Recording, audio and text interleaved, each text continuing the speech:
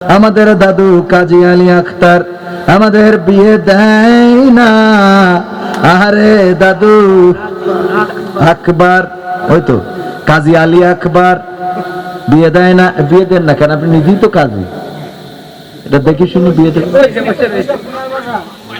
আপনার এটা তো নাতিরা, আরে নাতিরা খুব শোনেন, বিয়ে যত দেরি হবে তার যৌন শক্তি তত কমে। হুজুরদের কিন্তু বউ দুই তিনটে করি। ওই যে খানিক আগে একজন প্রশ্ন করেছে যে হুজুর আমাদের রফিকুল ইসলাম মাদানী, আমি শিওর না এটা যদি সত্যি হয়ে থাকে তো ছোট মানুষ, তারপরেও পাওয়ার দিয়েছেন কে? আল্লাহ। ছোট হুজুর রফিকুল ইসলাম মাদানী শিওর দ্বিতীয় বিয়ে করেছে, এটা কি তিনি ঠিক করেছেন? আলহামদুলিল্লাহ। এটা শুধু ঠিক না, এটা ডবল ঠিক। মা বোনেরা বলছে এই হুজুরের জন্য আগামী বছর আর না নিয়ে আসে, ঠিক না বে ঠিক? আমার মা বোনেরা, আমাদের দেশটা চলে উল্টা। কি চলে, কেমনে উল্টা? ট্রাকের পিছনে লেখা গাছ লাগান পরিবেশ বাঁচান, আর এই বাগেরহাটের যত গাছ কেটি সব হতে ভরিছে, ঠিক না বে ঠিক? তারপরে আরো কি উল্টা কয়, নামাজ কায়েম করুন বাসের পিছনে লেখা। ড্রাইভারে বলছেন ভাই দাঁড়ান নামাজটা পড়িনি, কয় আপনি সফরে আছেন কসর পড়ি নিয়েন। তাহলে কি নামাজ কায়েম হইল? উল্টা করে না করে না? দেখবেন যে টয়লেটের দরজায় লিখে রেখেছে পরিষ্কার পরিচ্ছন্নতা ইমানের অঙ্গ। আমি সেদিন এক প্রোগ্রামে গেলাম, যেই দেখি আমাদের সেই প্রোগ্রামের টয়লেট যেটা ব্যবহার করা আছে সেইটার মধ্যেও লিখে রেখেছে পরিষ্কার পরিচ্ছন্নতা ইমানের অঙ্গ, আল হাদিস। এই হাদিস কি তোর টয়লেটে লেখার জন্য এসেছে? কথা কয় না। বাসের মধ্যে লিখে রেখেছে নিশ্চয় আল্লাহ ধৈর্যশীলকে পছন্দ। কত বড় কোরআন আলা, আল কোরআন। এই লেখে না লেখে না।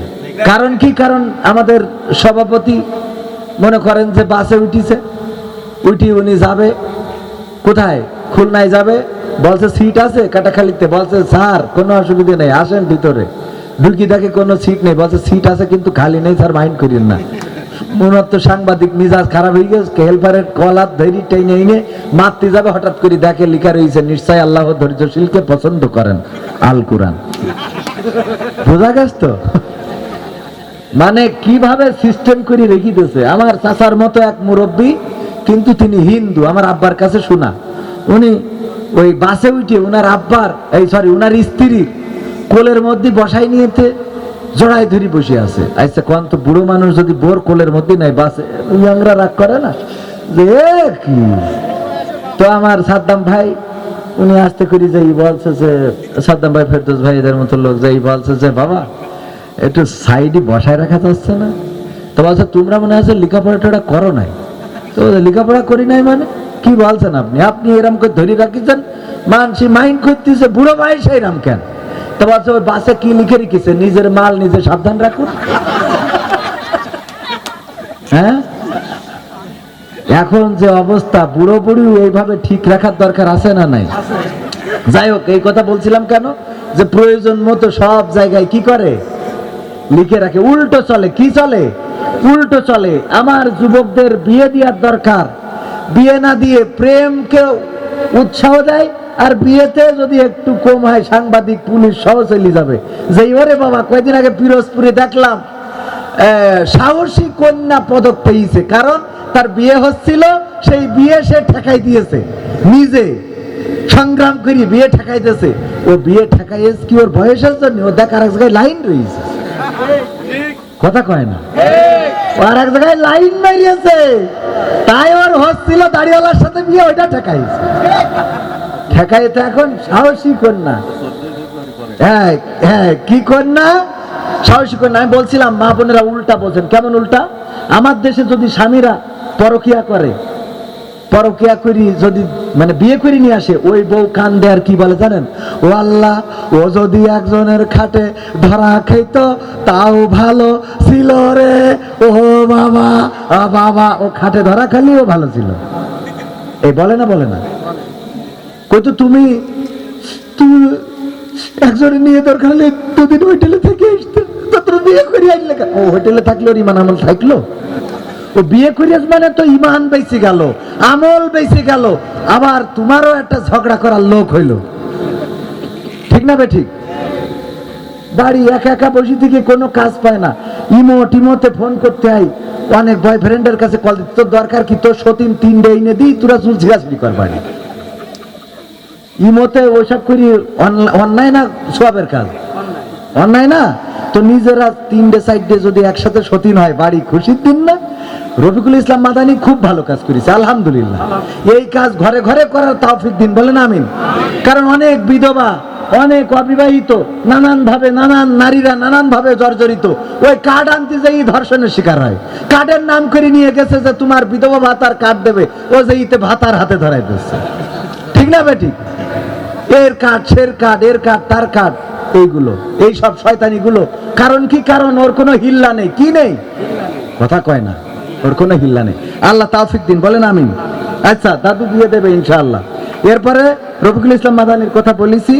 চরমনায় পীর সাহেব জামাতকে হিংসা, শোনেন, হিংসা করে ধ্বংসের 3টা কারণ। কয়টা? একটা লোভ, একটা হিংসা, আর একটা অহংকার। কয়টা কারণ বলেছেন কে? নবী সাল্লাল্লাহু আলাইহি ওয়াসাল্লাম বলেছেন কে? নবীজি বলেছেন ধ্বংস হওয়ার 3টা কারণ। 1 হলো লোভ, 2 হিংসা, 3 অহংকার। এই 3টা যারাই করবে, সে যত বড় আল্লাহওয়ালা হোক, ধ্বংস হয়ে যাবে। আল্লাহ সেই ধ্বংস থেকে সবাইকে হেফাজত করুন, বলেন আমিন। এরপরে এই ফজর গানটা তো পুরাটা গাইনি, তাই না? এটা থাকলেও আমি চেষ্টা করবো গাওয়ার জন্য। জামাতে ইসলামকে সংসদে রাজাকার বলেছে, এ ব্যাপারে বলেছি, ওই রাজাকার 71 এইগুলো বাদ দিয়ে দেশ কি করলে আগাবে, কি করলে বিদ্যুৎ থাকবে, কি করলে রাস্তা হবে, জনগণের কার্ড দেবেন ঠিক আছে, কিন্তু গ্যাসের দাম কি করলে কমবে, সিলিন্ডারের দাম কি করলে কমবে, এগুলোর দরকার আছে না নাই? তেলের দাম যেই বেড়ে গেল, সেই অমনি পাম্পে মোটরসাইকেলের লাইনও চলে গেল। কথা কয় না? আমি বলি যুদ্ধ বেঁধেছে ইরান আর ইসরায়েল, আমেরিকা, ওরা হামলা করে ইরানে, আর ইরান মিসাইল মারে ইসরায়েলে, আর বাগেরহাটের তেল পাম্পের তেল শেষ। কথা কয় না?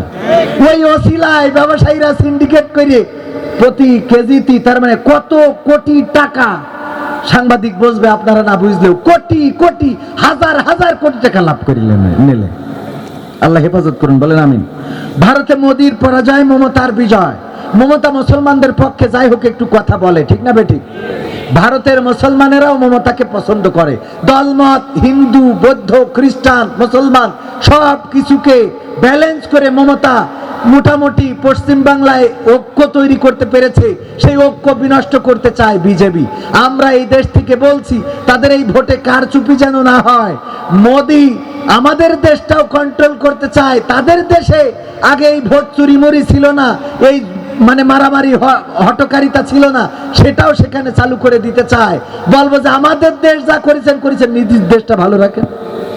কথা কয় না? আমাদের দেশে যা করেছেন ইঞ্জিনিয়ারিং করেন, তো ওই দেশটা অন্তত ভালো রাখেন, যেটাই আপনারা বাস করেন। এই জন্য মমতার বিজয় হোক, এটা আমরা প্রত্যাশা করি। হুজুর আসসালামু আলাইকুম, কেমন আছেন? হুজুর, আমার নাম প্রিন্স ওপি মির্জা, আমার ডাক নাম রাকিব। হুজুর, আমার বয়স 20 বছর হয়েছে, কিন্তু আমার পরিবারকে বিবাহের কথা বললে আমার পরিবার আমাকে বিয়ে দেয় না। আমার মাসিক আয় 20,000 টাকা, তাও টাকা কনে রাখবে। প্রিয় হুজুর, আপনার ওয়াজ এবং ঠিকানা টিভির ভিডিও আমার পরিবার দেখে। আপনার প্রবাসীদের গজল ও দেশটা কারো বাপের ভিটা নয় গজল 2টা গাইবেন প্লিজ।